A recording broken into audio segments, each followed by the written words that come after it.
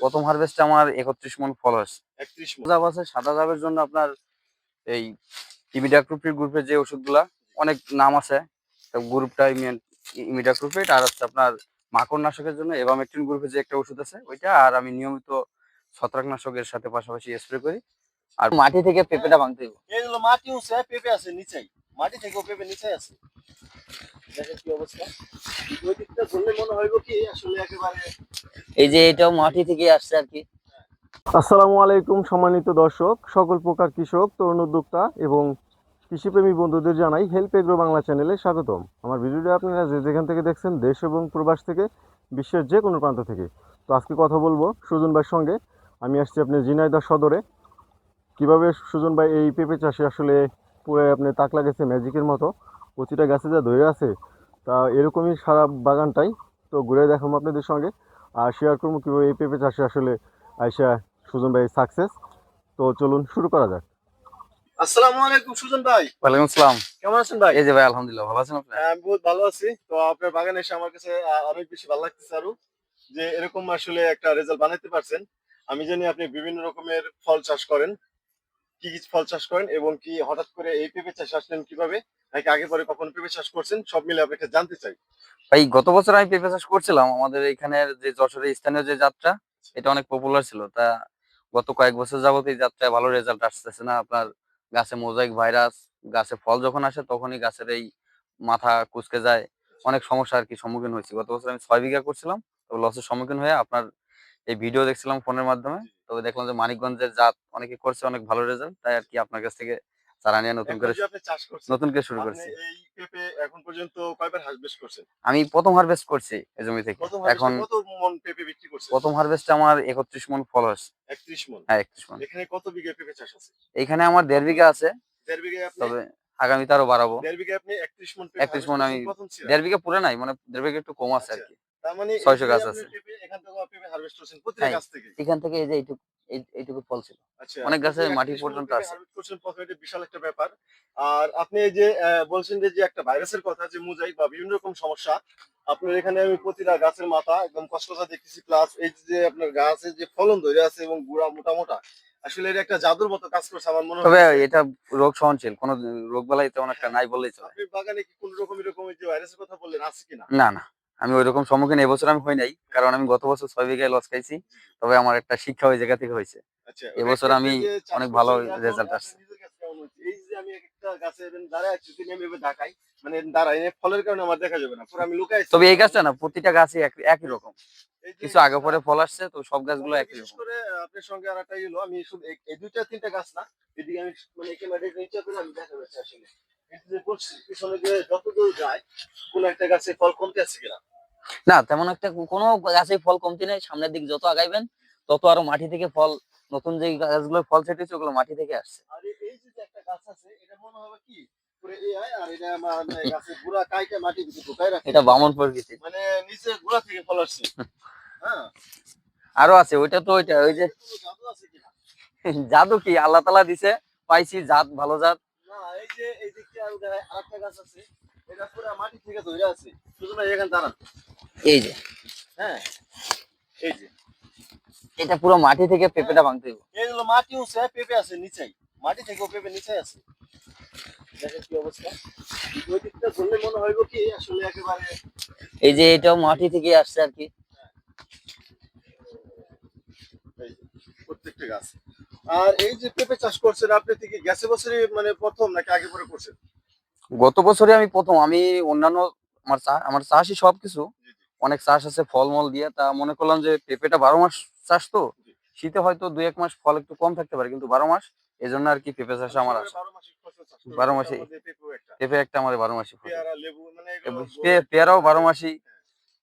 তো কুল আছে, কুলটা বছরে একবার আসে, তো এই কারণে 12 মাসই কিছু সাইড আপনার রাখছি কোন পাশে। দিকটা কোন দিকটা আমি আপনার আপনি যেদিকে যাবেন সেদিকে একই রকম ফল। তারপরে ঘুরে দেখি এবং কথা বলি। তো সুজন ভাই, এই যে এই ভাই, যে আপনি প্রথমে যে পেঁপে হারভেস্ট করছিলেন, সেখানে আপনি 31 মণ কত করে বিক্রি করছেন, বাজার পাইছিলেন? ওইটা আমি বাজার পাইছিলাম 1000 টাকা মণ। ১,০০০ টাকা, 1000 টাকা মানে মণ, আপনার 25 টাকা কেজি। 25 টাকা কেজি। তবে যখন আমি হারভেস্ট করছি তার কিছুদিন আগে বাজার আরো অনেক ভালো ছিল। তবে আমার একটু লেট আসছে, আমার এই যত্নের একটু ঘাটতি ছিল আর কি। জি, জি। আর যদি আমি সবগুলো গাছ একই সাথে লাগাইতে পারতাম তাহলে আমি আরো আগে 2000 টাকার বাজারটা পাইতে পারতাম। আপনি কি সব গাছ একসঙ্গে এরকম করছিলেন, তাই তো? একসঙ্গে রোপণ করছিলাম, তারপরে এইটুকা আগে আর এইটুক পরে করছিলাম। এই কারণে আগে পরে কিছু গাছ হয়ে গেছে তো, আচ্ছা। এই কারণে এরকম দেখা যাচ্ছে। তা নাইলে সব গাছে একদম মাটি থেকে ফল দেখা যেত। কিছু কতদিন হারভেস্ট পর হয়েছে। পর আপনি এই গাছে স্প্রে করেন? স্প্রে করি আমি 15 দিন পর পর। আমি স্প্রে ঘাটতি করি না। কি আসলে তাহলে আপনার জাদু? তবে বলতে পারেন। হ্যাঁ, আর মানে বাকিটা আল্লাহর ইচ্ছা, আল্লাহ তাআলা এক দিছে। মাস পর পর স্প্রে করে আপনি আমি 15 দিন পর পর দিই। এই লাইনটা যদি আমি ধরা যায় তাহলে পরে দেখুন যে আসলে এই যে এখানে একটা গাছ দেখেন আপনি, হ্যাঁ, পুরা মাটি থেকে আর কি এই ফল আসছে। ও ডাবুটা ভেঙে দিলাম। ডাবু আসলে ভাঙা ঠিক না। এই যে। এই যে এই গাছটা পুরো একেবারে আপনার তবে এর একটা মজা কি, ফলটা রাখলে পরে অনেক সাইজ বড় হয়। এই যে সাইজ তারই বড় একটা হয়, প্রমাণ। তার প্রমাণটা হলো এই যে আপনি এমনি দাঁড়ায় আপনি বলেন। এটা এটা বলেন রাখছিলেন আপনিই তো। প্রথম হারভেস্ট করছিলেন তখনকার রাখা কি এটা? হ্যাঁ, এই যে প্রথম হারভেস্ট ঈদের, কোরবানি ঈদের একদিন পরে হারভেস্ট করছি। তার মানে এখন মনে হয় 15-16 দিন হইব আর কি। আবার হারভেস্ট, এই যে আগামীকাল আবার আবার হারভেস্ট তো করব। শুরু হয়ে যাবে। এখন তো আপনি যেগুলো পুরো এখান থেকে গাছ এখন থেকে আপনি এইখান 10 থেকে কেজি করে ছিঁড়তে তাও পারেন। প্রায় 10 কেজি ফল আসবে এখান থেকে। আর এটা তো আছেই। এটা রাইখা দিছি প্রথমে। এটা হলো আপনার এই যে প্রথম হারভেস্ট করছেন ওখান থেকে একটা রেখে দিয়ে একটা দিয়েছি রাইখা প্রথমে। দিছি যদি বীজ হয়। যে কেমন হয় বীজটা আসলে ওই যে ওই গাছটা রাখা ওই গাছটা। হ্যাঁ। কয়েকটা গাছে রাখা হয়েছে আমার প্রথম তারপরেও হারভেস্টে। আপনি বলছেন যে এই গাছটা সেরা, আপনি কোনো গাছটাই আসলে অবহেলা করেন না, প্রত্যেকটা গাছই সেরা। অনেক, সব তার গাছই মধ্যে সেরা এই আমার যে তার এই মধ্যে। গাছটা মানে আরো বেশি কোয়ালিটি হেভি। আরো আছে ভিতরে অনেক ভালো আছে। ভালো লাগছে। তো শুনুন ভাই, হ্যাঁ ভাই। বুঝলাম আপনার কাছে যে এই যে রেজাল্ট বানাইছেন আপনি কি এরকম কাউরে দেখছেন? এরকম আমার নিজেরও শখ জাগতো, আমি অনেকের দেখতাম। হ্যাঁ, আমার পার্শ্ববর্তী এলাকায় একজন আছে, আচ্ছা তার কাছ থেকে আমি অনেক পরামর্শ নেই, নাসির চাচার কাছ থেকে। আচ্ছা। তার কাছ থেকে নাসিমের যাত্রা সঙ্গে দেখা, আমার কথা হয়। তারপরে আবার এই আপনার এই মোবাইলে ভিডিও দেখা আমি আর কি এর প্রতি আগাই। তখন আপনার সাথে পরিচিত। এখন তো মানুষের ভিডিও দেন তো আপনি নিজের ভিডিও বানাইছি দেখবো। বাকি হ্যাঁ, এই যে যে মানে কোনো একটা গাছে আমি কমতি দেখতেছি না। আর বিশেষ করে হলো যে গাছে পেলা দিছেন বাঁশের, এই যে দিছেন, এই পেলার দরকারই না। আপনার গাছ যে মোটা, তারপরও দিয়ে রাখছি হ্যাঁ, যদি। এই যে পেলা দিছেন, পেলা যে টেম্পোরারি পেলা, পেলা এটা আপনার নড়তেছে এই না। কিন্তু এই পাটে যে গাছ সুতলে রাখা দিছিলাম। হয়, গাছ নড়বে কিনা দেখেন, গাছ না, নড়বে না। ওইটা নড়ে না। তারপরে যে একটা একটা মনের পেলা আসলে পারে, সেটা বাঁশের খুঁটি কখনোই আপনি পেঁপে গাছ ঠিক রাখতে পারবেন না। দুর্যোগে আপনার কোনো কিছু ঠিক রাখে না, তবে যতটুকু সম্ভব জেনে বাঁধছেন না, চেষ্টা করছি। ওদিক থেকে ভাঙ্গে পড়ে যাবো গা। আর যে গাছ মোটা যথেষ্ট, বাট ওই যে কটা পেঁপে হারভেস্ট করবেন, হারভেস্ট করার পরে বাদ বাকি জিনিসটাকে একটু করে আপনার ওই ডালপালা কেটে দিলেই যথেষ্ট, গাছ এমনি হালকা হয়ে যাবে। তো এর মধ্যে আবার একটা কাজ করছিলাম, আপনি যে বলছিলেন অটোস্টিন আর রিডোমিল গোল দিতে, ওইটা আমি ওই ড্রামে গোলায়া, ওইটা প্রতি গাছ প্রতি আমি 250 গ্রাম করে আর কি একদম পানি ঢাইলা দিছি করে। আচ্ছা আচ্ছা, ওই যে আমি যেভাবে বলছিলাম হ্যাঁ হ্যাঁ, ওইটা ওইটা দিয়ে আপনি কাজে দিচ্ছেন, স্প্রে দিলে যায় না জায়গা মানে মতো। কাজে দিচ্ছে কিনা অনেক কাজে দিছে, গাছের মাথার রেজাল্ট অনেক ভালো আসছে। আর আপনার গাছের আমি কোন জায়গায় দাঁড়ায় দাঁড়িয়ে কথা বলবো বলেন, যেদিক টাকা দিচ্ছি সেদিকই ভালো লাগছে। গাছ বসতে পারে আপনার সুফান ফলন আর ফলন। আল্লাহ দিলে কোনো গাছের রোগ নেই। এই যে এই একটা গাছ, একেবারেই এটা নতুন গাছ, কেবল ফল সেট হইতেছে। এই ফলটা যদি ঝুল দেয় ঠিক ও এই এটা এই পরে পর্যন্ত আসবে। যেখানে এখানে একটা গাছ ছিল সেটা হয়তো বা পুরুষ বা মারা গেছে এই জন্য পরে লাগাইছে। পরে লাগাইছি এটা। এটা খুব ভালো হয়েছে। এটা পরে চারা আনছি। মানুষের গাছের ফলন যাচ্ছে উঁচু উঁচে, আপনার গাছের ফলন কি এই গোড়া থেকে ধরার কারণটা কি? এটা আমি যখন চারাটা লাগাই তখন আর কি গুড়ি কি ছত্রাক, জোর ছিল না না ধরে নাই? ওই যখন অতিরিক্ত হিট হয়ে গেছিল তো ঝরা তেমন একটা ঝরা নেই। আমি নিয়মিত স্প্রে করে গেছিলাম, আচ্ছা এই স্প্রে এতে করে সমস্যা হয়নি আমার। সেটাই। এই কারণে ফল আমার গোড়া থেকে আছে। আচ্ছা, তো চলেন সামনের দিকটা যাই আরো।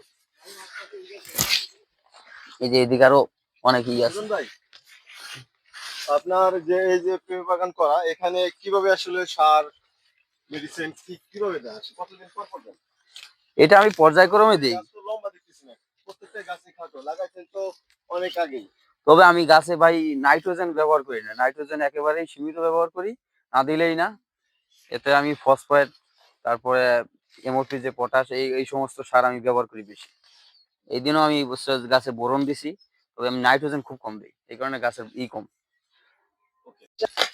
গাছে আমি স্প্রে করি আপনার সাদা জাব আছে, সাদা জাবের জন্য আপনার এই ইমিডাক্লোপিড গ্রুপের যে ওষুধগুলা, অনেক নাম আছে, গ্রুপটা ইমিডাক্লোপিড। আর হচ্ছে আপনার মাকড় নাশকের জন্য এভামেকটিন গ্রুপের যে একটা ওষুধ আছে ওইটা। আর আমি নিয়মিত ছত্রাকনাশকের সাথে পাশাপাশি স্প্রে করি। আর পর্যায়ক্রমে যখন আবহাওয়া বিরূপ আবহাওয়া দেখা যায় তখন আমি সিলেটের জিঙ্ক তো খুব কম ব্যবহার করি এই সমস্ত, এগুলো স্প্রে করি। আর এখন পর্যন্ত আপনার এই যে গাছে ধরে আছে, তো গাছ থেকে কত কেজি পেঁপে হারভেস্ট করা যাবে এই মুহূর্তে? এই মুহূর্তে Average? আমার এই একটা গাছটা ধারণা যেমন যে আপনার 15 কেজি 10 কেজি। 10-15 কেজি এইখান থেকে আসবে। আমার একটা ধারণা যে 50 মণ প্লাস, 50 মণ, এই 50 মণ তো আসবেই, দ্বিতীয় 50 মণ শ্রেণী। প্লাস যেহেতু দ্বিতীয় আপনার ছেলে। 1.5 বিঘার একটু কম, তারপরেও মানে এরকম 1.5 বিঘার আসবে। কম, 1.5 বিঘা পুরো নাই, পার্শ্ববর্তী জমি সাইডে আছে, এটা পুরোটা লাগানো হয়। এই যে একটা দুর্দান্ত জাত এবং কি আপনি সাকসেস হয়েছেন, তো এই সাকসেসের সঙ্গে তো আমিও শরীক হইতে পারি, যে জিজ্ঞেস পারি যে ভাই জাতটা কই থেকে আনছেন? ওই জাতটা আপনার কাছ থেকে আনা, আচ্ছা। পুরা জাতটাই আপনার কাছ থেকে আনা। এখন আপনারা অনেকদিন ধরে নক করতেছি আমার এখানে আসার জন্য, সেই সুদূর মানিকগঞ্জ থেকে আমার এই যশোর জেলায় আসছেন আমার বাগানটা দেখতে। তো এখন এটা আপনার প্রথম শুরুর দিকে আমার আসার মানে কথা ছিল, যখন আপনি প্রথম তখন হারভেস্ট আসতে করেছেন, পারেন নাই, যে প্রথম 1.5 বিঘা হারভেস্টে জায়গা আসতে থেকে পারেন। 31 মণ পেঁপে ছিঁড়া প্রথম হারভেস্ট, জন্য কোনো কথা না। তো তারপরে আসলে আশা, নিজের কাছে অনেক ভালো লাগতেছে, এত দূর আইসা মনে করেন যে আমি খুব হ্যাপি যে আপনি এরকম রেজাল্ট বানাইতে পারছেন। নিজেকে আসলে প্রমাণ দিচ্ছেন যে আপনি আসলে ভাই এটা আমার এই স্বপ্ন তরুণ ছিল, উদ্যোক্তা হইয়া যে আপনি এরকম একটা মানে নজির করছেন। এটা আর আমার আপনি স্বপ্ন ছিল, দেখ, এখন আমার স্বপ্ন পূরণ হয়েছে। এখন আমি মানে আগে অন্যের বাগানে দেখলাম, এখন আমার নিজের বাগানে আমি নিজে দেখি। আর আপনি দেখে মনে হয় যে আপনি একজন এরকম উদ্যোগ নিয়ে এরকম একটা রেজাল্ট বানাইতে পারবেন। মনে হয় যে আপনি কৃষক, ঠিক আছে? আসলে কৃষক বলাও যায় না, একদম পুরো একদম না ভাই, আমি জাত একজন কৃষক। কৃষকের মানে প্রমাণ দিতে পারি না, এই কৃষকের উপরে আর কেউ নাই। কারণ তারা যদি কোনো রকম সবজি বা যে কোনো জিনিস হোক না ফলায়, আসলে কেউ খাইতে পারবে না, না খেয়ে না মারা না, যাবে। দেশও আগায় নিয়ে কোনো জিনিস সম্ভব না। দেশ তো আপনার এই কৃষকের উপরে নির্ভরশীল, খাদ্য আমিও যোগানদাতা আপনার তো কৃষক। 19 সাল থেকে শুরু করছিলাম এই চাষাবাদ।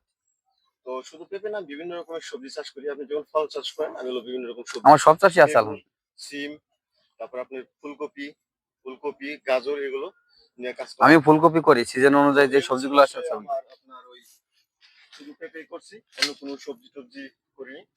যেহেতু এটা আপনার ফল এবং সবজি দুইটাই। কারণ কি এই মুহূর্তে নিচের ফলগুলো আপনার যদি পাকে একটু নরম হয়, পেঁপে যত উপরে যাবে তখন পেঁপে মিষ্টি আসবে এবং শক্ত হবে, তখন কিন্তু আসলে ফলসিও ভালো বিক্রি ভালো করা হবে। যায় বাজারে, চাহিদা। সুজন ভাই, উপজেলা কৃষি অফিসারের কাছ থেকে কোনো রকম আপনার সুযোগ সুবিধা এবং কি কোনো রকম হেল্প পান কিনা? হ্যাঁ হ্যাঁ, অবশ্যই পাই।